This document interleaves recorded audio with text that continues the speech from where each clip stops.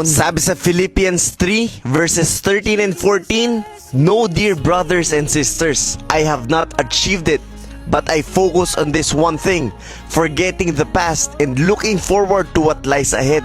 I press on to reach the end of the race and receive the heavenly prize for which God, through Christ Jesus, is calling us." O sa madaling salita, hindi ko na iniisip ang nakaraan. Dahil ngayon, nakafocus na ako sa pagsunod sa Panginoon. Nasa reward na panglangit na ako nakatingin. Sabi dito, heavenly prize. Natapos na ako sa mga makamundo mga bagay. Bahay man yan, kotse, pangarap, karir, kasikatan, posisyon, or kung ano pa man. Pero hindi mo yun makakamit. Lahat ng pangako ng Panginoon kung patuloy kang nakakapit sa nakaraan. At sa pagpasok ng 2026, kung talagang gusto mong sundin ng Panginoon, bitawan mo na lahat ng mga makamundong bagay na nagdadala sa'yo sa nakaraan. Kasama na doon ang personal na pangarap. Yes, akala nyo ba kotse o kaya mga bagay lang sa mundo? Hindi, pati yung mga bagay na nasa isip mo na naglalayo sa'yo sa Panginoon. Nasa tuwing naiisip mo ay napipilitan kang gumawa ng mga bagay na hindi naman galing sa Kanya. Dahil sa pagmamadali mo, dahil sa may gusto kang patunayan, ay nakakagawa ka na ng mga bagay na naglalayo sa'yo sa Panginoon. Huwag mong hayaan na ibalik ka ng mga bagay na yon sa dating ikaw, sa nakaraan. Move forward, hindi na pinag-uusapan kung ano yung dating ikaw. Dahil ang pinag-uusapan ngayon ay kung paano ka susunod sa Panginoon. Focus on heavenly things at bitawan mo na yung dapat mong bitawan. Bagay man yan, gawain, trabaho o kahit tao pa yan. Dahil talagang hindi ka makakaabante sa Panginoon kung meron kang bit-bit galing sa nakaraan. Sana po ay malinaw at naiintindihan niyo po talaga ang mensahe ng video na to.